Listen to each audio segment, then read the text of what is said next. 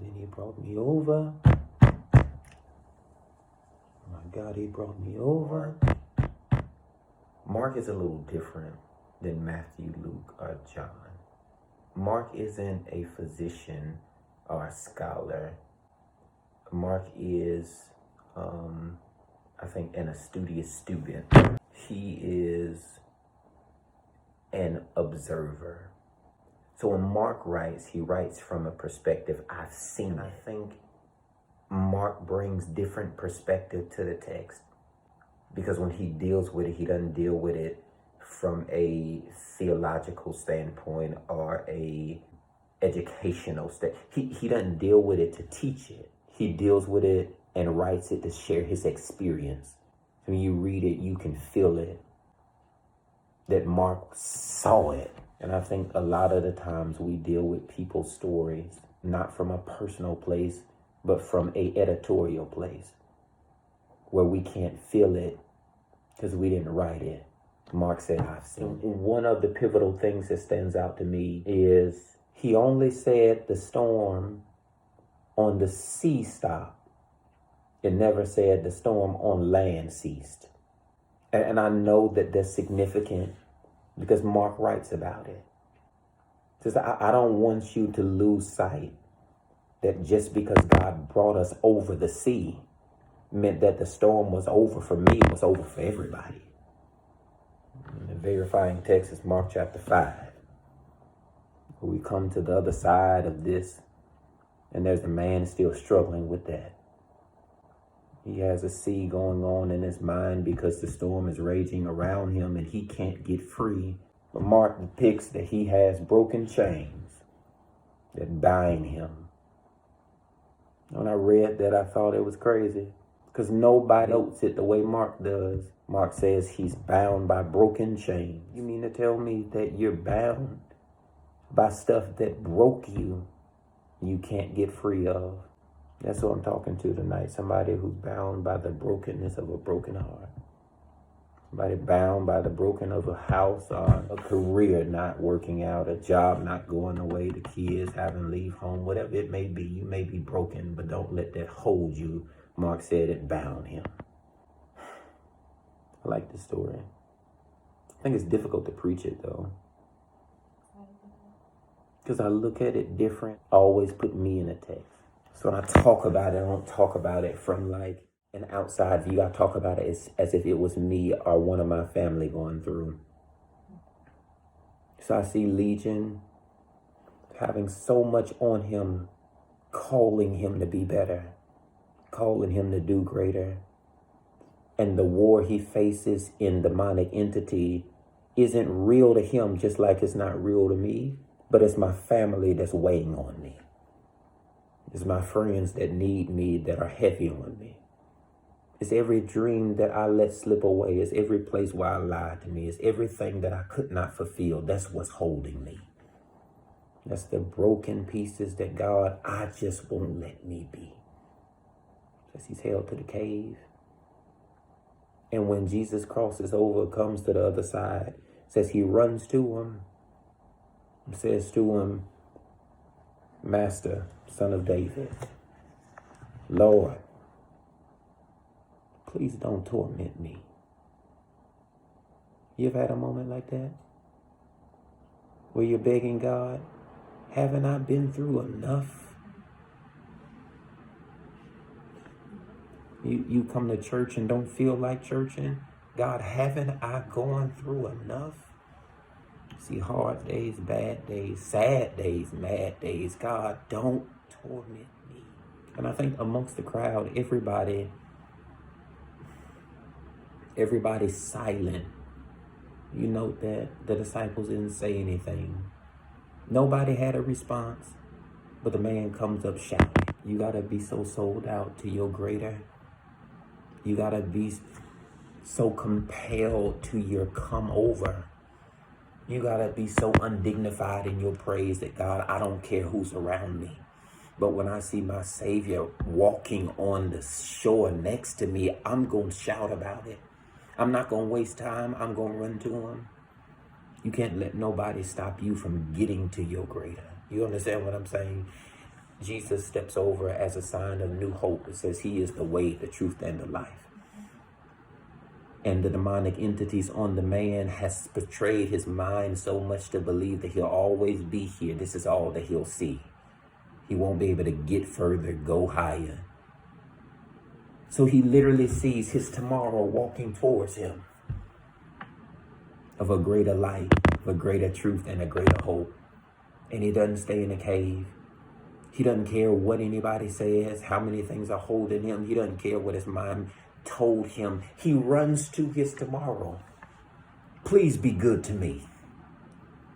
That's what he said. He said, Alpha and Omega, be good to me. He said, God, don't curse my tomorrow, just be good to me.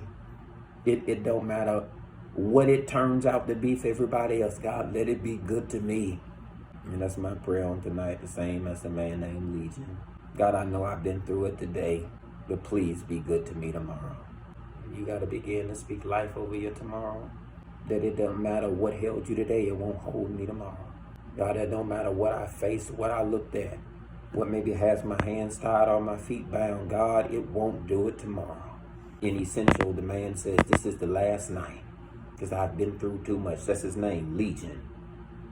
I got a whole lot on me that I'm about to leave at the feet of Jesus so it don't come with me. This is my last night being down, my last night being depressed. This is my last night being sober on like insecurity. This is my last night talking about what I can but not seeing it. This is my last night saying that I won't have it. I'm not good enough for it. This is the last night.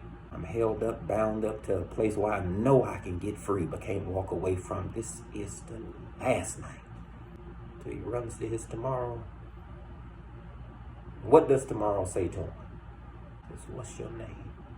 He says, my name is Legion, for we are many. You know the problem in that text? You deal with it deductively. You'll find out there's two entities speaking. Legion is plural, but it's not a name.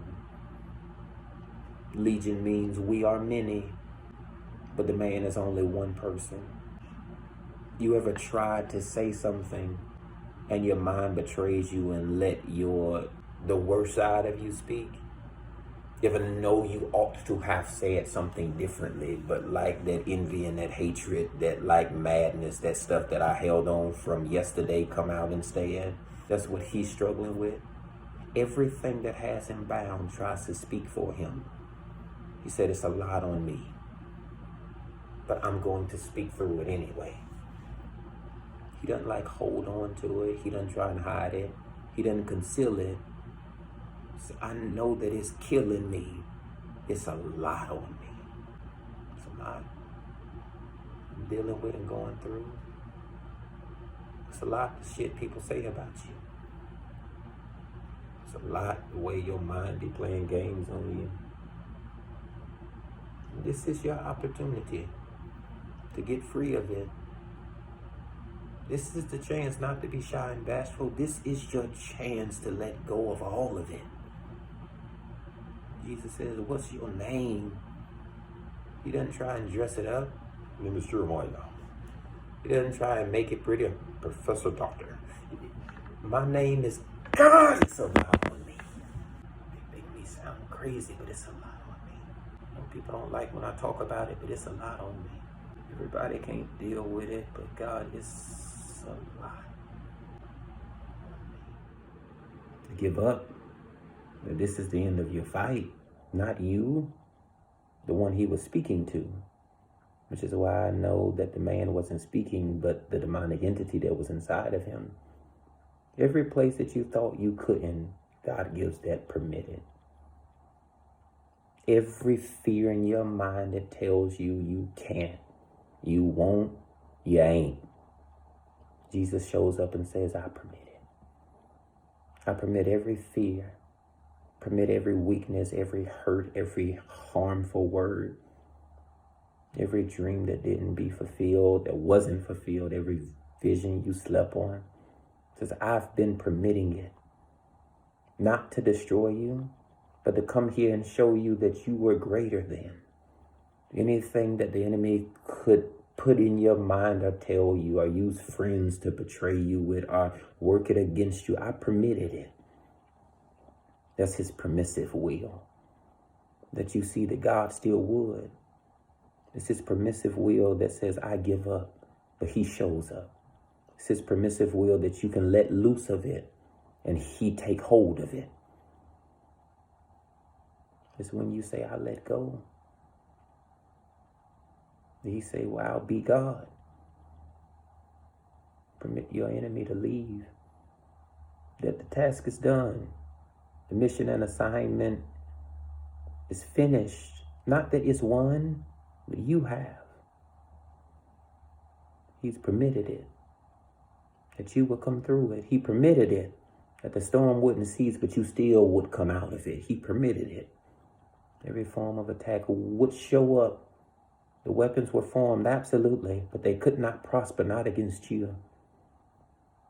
The only reason that you come to, the only reason that you're here, the only reason that you see it today, because God permitted it, not to kill you, but it would let loose of you, give up his fight over you, or whatever was holding you, binding you. It wasn't spiritual, he said it was mental. But I permitted it, that you would come through it. That is a lot on you, but you can handle it. It's a lot, but you can hold it. It's a lot. But God's got it. You're going to survive.